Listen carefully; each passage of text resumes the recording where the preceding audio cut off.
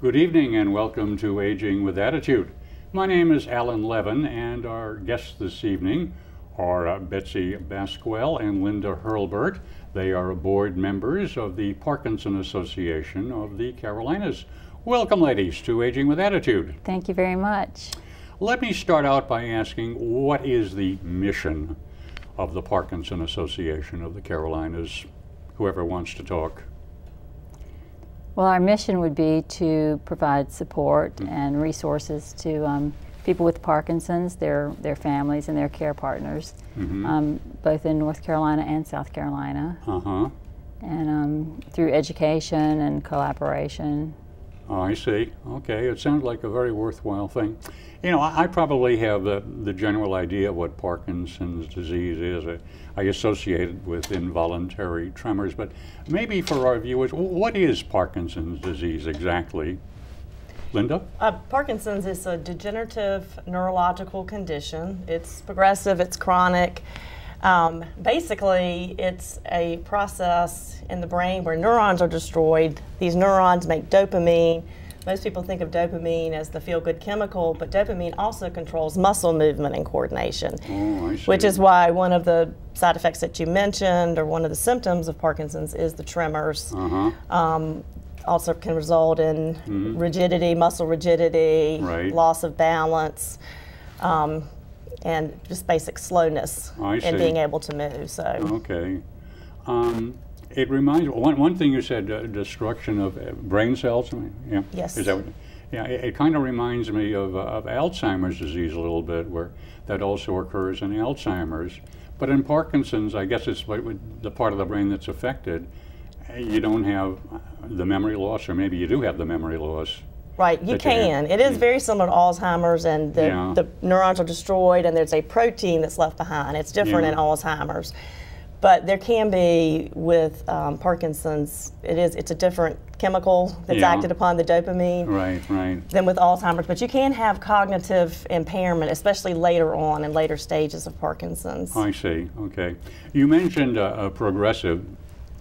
How do you know when it's first starting? What's your first warning?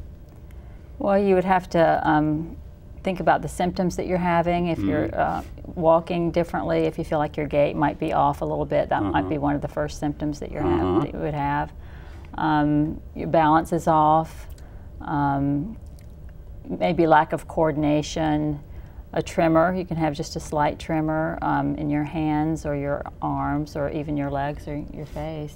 Right. And interestingly, sometimes these symptoms will strike on one side first, and so people think, they tend to ignore it because it's only on one side and think that it will go away, and eventually it'll affect the other side. I see. I guess it depends on which half of the brain is first affected. As I understand it, the right half of the brain affects the left side and vice versa. Right, that's one theory for sure. Right, okay. I gotcha. I have the impression that the disease affects pretty much older people. What older is maybe 60, 65 plus. Is this correct, or can it affect younger people as well? It can affect younger people. The average age is 60, but it can affect you in your 40s and 50s, and I know a few people that were diagnosed in their 20s. Yeah. So that would be considered young onset. If you're younger than 40 and diagnosed, it's considered young onset Parkinson. That would be pretty tough under the age of 40 to have to start to contend with this thing. Roughly speaking, about, if you have the number, about what % of people 60 plus have Parkinson's? In the United States? Any base you want to use. I'm not sure percentage-wise. There are about 1 million folks total in the United States that have Parkinson's. They say that worldwide it's in excess of 6 million. Yeah. So I can tell you it's second only to Alzheimer's, which you just mentioned. Alzheimer's is number 1. Parkinson's is a close second. And there are more folks with Parkinson's than ALS, MS, and muscular dystrophy all combined. So it's pretty prevalent. Yeah. Let me push further. For somebody who's got it, let's say they're not just starting on this disease, but they're well advanced in this disease. how functional can they still be? Can somebody who's, let's say, had Parkinson's for a couple of years, can they still hold a job? Oh, absolutely. Yeah. Absolutely. Everybody's symptoms are different. Yeah. So, Sure. yeah, I mean, with everybody's different symptoms, it's hard to tell. Sure. I think they need to make sure that they are taking care of themselves. Right. And doing the things that they need to do, Right. exercising, eating Yeah. properly, Right. avoiding stress as much as possible, Yeah. joining a support group, being with people that might have similar things in common. Sure. Yeah, that all sounds good. These things, they keep your body in generally good shape, but they don't really do anything against the disease itself. Exercise, good eating, and so forth and so on. There isn't anything that you can really do to slow the progress of the disease, can you? That was my understanding anyway. No, there's no cure, and the medicines treat the symptoms. Yeah. The primary medicine basically just increases the dopamine in the brain. Yeah. But there's no what scientists call neuroprotective Right. medications out there that might Yeah. actually halt it. Right. But they certainly are helpful in alleviating symptoms so that people, like you said, can continue to work Right. and function and live a normal life. So Yeah. those things are extremely important. Yeah, that's good. That's very good. I mean, that does give some measure of comfort. It's not some kind of a death sentence, for people that do get it. There's a lot of choice and a lot of action a lot of different kinds of constructive actions that they can take to prolong their ability to function, to work, to be in a relationship, to do whatever. And that's good.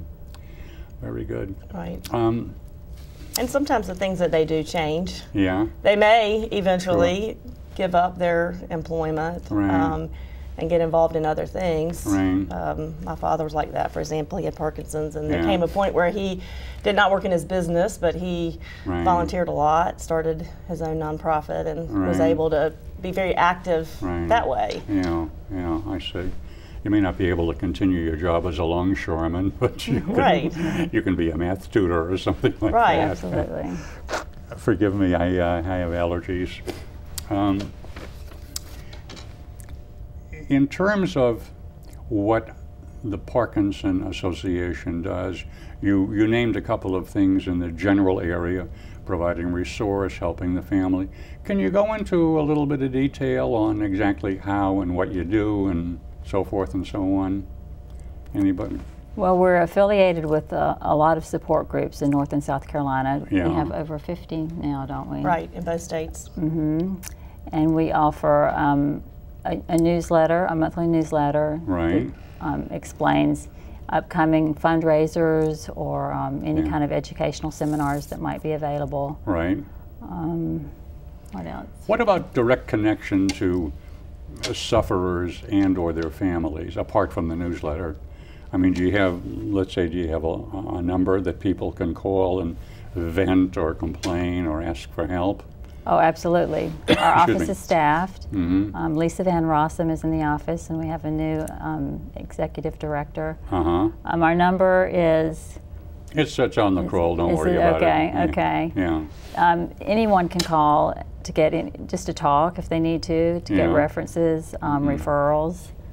Right, find out names of doctors and different places they might go exercise. Right. But I think one thing that you were saying is, how can you connect with other people with Parkinson's? Because I think that's True. so important, and the support groups are one way to do that. But then we have, annual events, luncheon, and we have other awareness events and educational symposiums, and those are great places to go Right. and meet other people. For me, I can remember the very first event I ever went to, and it was so nice to see other people like myself who had family members with Parkinson.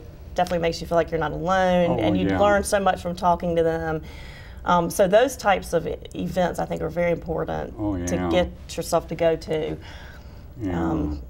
Very That thing that you helpful. mentioned about like not being alone, and I'm the only guy that is unlucky to get this. You go out and you meet people, and some of them have problems that are worse than yours. You feel grateful instead of sorry for yourself. Right, right. And it's just nice to be in a room full of people who are all there because they care about people with Parkinson's. Right. And that's a good feeling. Yeah. I'm wondering, it might be hard for you to observe this, but when you bring people together like this, do connections develop outside the group? Do people in the group start maybe calling each other every once in a while and how you doing, and maybe offering support or maybe even asking for help?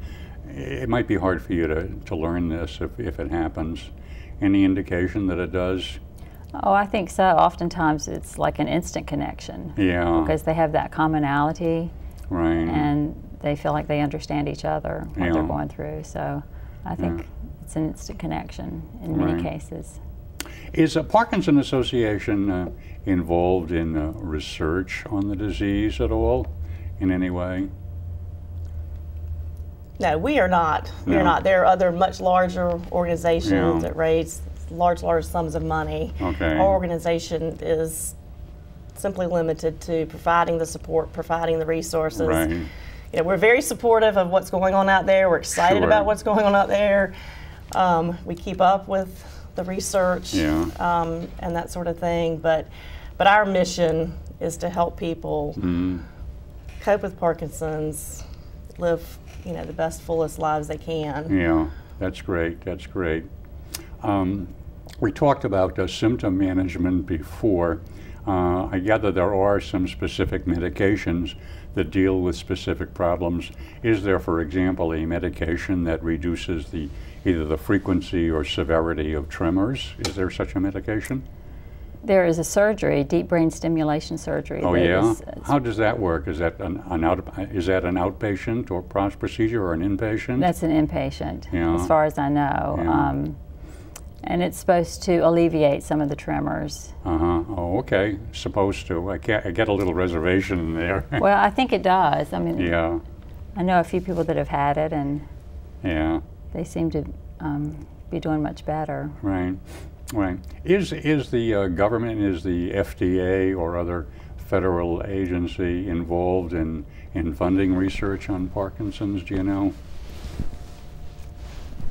I'm not sure about that. Are you familiar with that? No, I'm not familiar. Not familiar with any. How the research is being funded at this point. Like I said, I know that there are other organizations out there, the national organizations, as opposed to a regional organization like ours. And I'm sure they're trying to. Yeah. You mentioned before that you thought that in the United States, out of 300 million people, which would of course include little infants too, I believe, there are 1 million sufferers. So maybe out of adults, we might be talking maybe 0.5% of the total adult population, and maybe more like 2% of the, or 3 or 4% of the senior population. That was, speaking in crass financial terms, that might represent a significant market for drug companies. I am wondering why more of them are, of course I don't know, and neither do you. I'm wondering why you don't hear about more research on their part on developing things for the disease, or maybe they've gotten only as far as like tweaking the symptoms. I don't know. I think that so much of it is like with any other disease, is they really can't quite put their finger on what causes it. They know that there's a genetic factor, at least somewhere between 15 to 25% of people that get Parkinson's have a first-degree blood relative with it. They also think that there's an environmental component to it, and they've seen, scientists have seen clusters of people with Parkinson's, especially in heavy agricultural farming areas and that sort of thing. But they really haven't gotten to the root of the cause. What exactly is it that is causing these neurons in the brain to be destroyed? And so, it makes finding the cure difficult if you don't know what causes it. That's interesting. Maybe maybe it might, some of the cases might have something to do with pesticides, who knows? Right. Yeah, if they're near agricultural areas. Right, but it is definitely increasing, partly because of the population aging, and that's Sure. another. You say there's a million, it's expensive, that sort of thing, but there are guesstimates, again, by the scientists that in 10 years, our country could end up with twice as many people with Parkinson's Right. as the population continues to age at such a rapid rate. And I the guess the only- symptoms, I'm sorry, go the ahead. symptoms mimic the natural aging process. Yeah. So there may be a lot of people out there Right. with it that that go Yeah. undiagnosed. I know.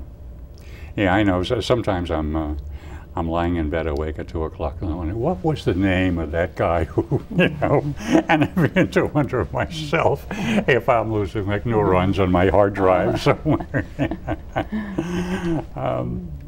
Okay, very, very good. We've covered a lot of good stuff here.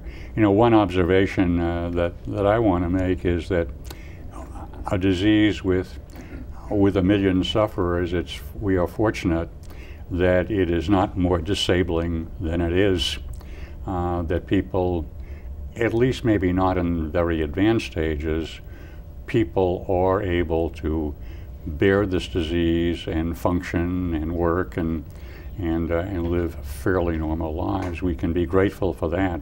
It is not a totally disabling disease. That's one thing to be grateful for anyway. At this point, is there some area that you would like to cover that we have not touched on so far? Before we move on to other stuff. I would just say that if you were to suspect that you had Parkinson's, go to a neurologist immediately. Yeah. Find somebody that specializes or knows something about Parkinson's, and again, our organization can help put you in touch with those doctors. But also, if you know someone, if you have a friend or family member, educate yourself, because if you understand what they're going through, and if you understand, for example, that these medicines that they take, that they wear off after a certain period of time. Right. They call it on-off period. So you know that if you are out with this person, they're going to crash, and so you need to go out and get them back home again. Right. Things like that, or if they're having trouble with their gait, you can help them avoid objects that they might stumble on. But I think the more you know, the more helpful you can be. Oh, absolutely. That makes such tremendous sense if you know somebody, what their vulnerabilities are and what you need to be prepared to do. Go to a neurologist. Excuse me. I guess this kind of thing can show up on some kind of a brain scan, maybe damaged neurons, or something shows up when they read the film, some area of the brain where there seems to be some damage. That's really remarkable. I think initially you're diagnosed because of your symptoms. Because of the symptoms, the clinical symptoms, as opposed to the nuclear imaging, whatever it is that they do. And then how you respond to the medication is an indication as well. Yeah, I see. Very good, very good. I think that I'd like to know a little bit more about how the Parkinson Association of the Carolinas functions. For example, we haven't talked at all about using volunteers. Do you make use of volunteers, and does that help in your work? We would love to have volunteers, absolutely. All right. What do you need volunteers to do? Help us with our fundraising events. Just help us with the awareness, spreading the awareness. Even working in the office, I'm sure Lisa and Marie would like to have some help in the office at times. When they're overloaded. All right. I see. Very good. Well, we do have a very active board, and I think all of us on the board, volunteers, and we participate in and help with all of the events. But certainly, if high school students, college students, especially ones who are have to get credit for school or that sort of thing, we'd love to have their help. There's, I'm sure, always something that they could do, and especially if they have an interest in Parkinson's, if had a family member or something like that, then that would make it extra special for them. But we can always use help. Well, you need people to man the phones when people call up that number asking for help, or you know, you certainly need that too. All right. There's no curative treatment for Parkinson's, but again, a question kind of from left field. From the two of you, from your observations and readings, does it seem likely that anything might be coming down the pike in the next 10 or 15 years? Are there people working on this thing? I know that Michael J. Fox is working. His foundation is working. Right. He was a sufferer, I remember, or is a sufferer. Okay, that's good to know. All right. I have read extensively that some of the stem cell research they're doing is helping them. Right. But I'm not a scientist, so I don't understand it. So I am very hopeful. Especially when you look at the medications being used today, were really developed in the 60s. Yeah.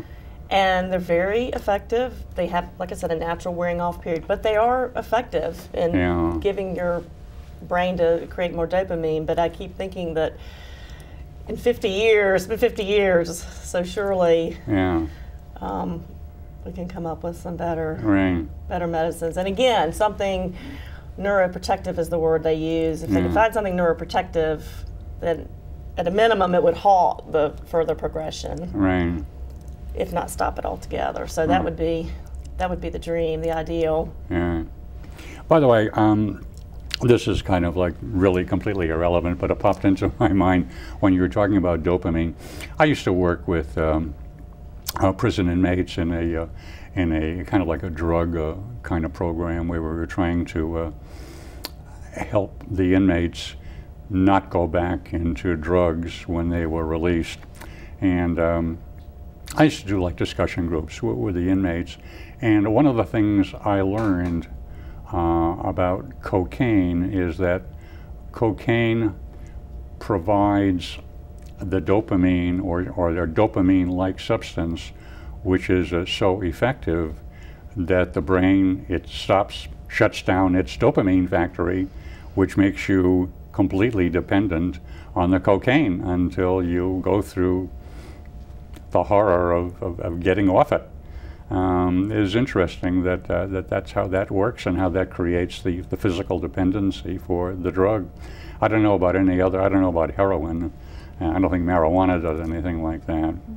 It was interesting. I don't know, it just popped into my head. Right. Well, it is interesting because it's related to the whole, depression and anxiety go along with Parkinson's. Oh, really? Because, obviously if you're not producing dopamine, then very naturally, and those can tend to be precursors, sort of non-motor signs that you see early on. But I have also read too that there is a fear that all the antidepressants that people are taking, could that affect people's ability to naturally create dopamine? And nobody really knows the answer to that, but it's an interesting question because at least with Parkinson's, we've seen what happens in the brain if you don't get enough dopamine. It doesn't just affect your mood. Right. It's your ability to move and your balance and your coordination. And does it affect serotonin, which is the brain chemical fingered in depression? Do you know about that? I don't know. Yeah. By the way, some guy just, I think it was just 2 weeks ago, I don't know, he's like one lone researcher. He made the statement that antidepressants are just a placebo. And he claims to have done research where half the people who got a placebo sugar pills and the other half got the antidepressants, and there was no difference in the outcome. But people believe it helps. Who knows if he's right or not? It could be like interesting. Well, and I've heard that about antidepressants, but just based on my experience with seeing Parkinson's patients on Sinemet, which is the primary drug, it's dramatic effects. Oh, really? Very real dramatic effects. Like what? What do you say? To where you can, when it starts to wear off, you know it. Yeah. My father had very bad tremors, and he would take the Sinemet, and it would calm down, and then you could tell when the Sinemet was starting to wear off. Yeah. Wow. So I do think those, the drugs that we have are very effective. A lot bigger difference than you would expect from a placebo. I would not expect that. I'm not a scientist, but Oh, that's great. So there are good medications available. Can't treat it, but you can make the disease a lot more bearable than it is. Okay, good. We've covered what people should do if they first suspect that they have it. See a neurologist and get some professional guidance there. You might find out you don't have it, that you've got something else. It's called aging. And that will be a good thing to do. And if you do have it, excuse me, keep working with your neurologist and try to make connections with other people, particularly sufferers. And you certainly want to make connection with Parkinson Association of the Carolinas to get more help and assistance. And maybe even come down and volunteer to man the phone sometime or help in something else. Okay, very good. Anything else? We've got just a couple of minutes left in the program. And anything else that you would like to cover that we haven't as yet hit? I think we've pretty much covered the waterfront, haven't we? I think we have. We were even able to do something for the cocaine addicts. All right, very good. To summarize, I started to summarize before, but I want to bring in the good points you made earlier in the program, that even though they may not treat the disease or cure the disease, you want to keep your body in as good a shape as possible. So you want to watch your diet, you want to keep exercising, you want to do those things that maybe, and I'm just throwing this in, former mental health counselor, you want to stay in as much of a good mood as you possibly can, be involved in things that you like to do, and that's about as good as you can get. Right? Anything else that you think you should be doing? Well, I think exercise is most important. Really? Yeah. Because exercise produces dopamine. Yeah. Naturally. Oh, I didn't know that. Oh, really? It does. And so any type of cardiovascular exercise or aerobic exercise where you're increasing your heart rate and your respiration, your body's going to naturally produce dopamine. Right. That's why people feel better after they jog. They may be exhausted, but their mood is elevated. Right. That's right. That's great. Yeah, I remember long ago when I used to jog. Well, speaking about jogging, our time is up. And it's been great having the two of you here. I certainly learned a lot, and I believe our viewers also did too. This has been Aging with Attitude. My name is Alan Levin, and our very informative guests this evening have been Betsy Baskwell and Linda Hurlbert. They are board members of the Parkinson Association of the Carolinas. You take care of yourself.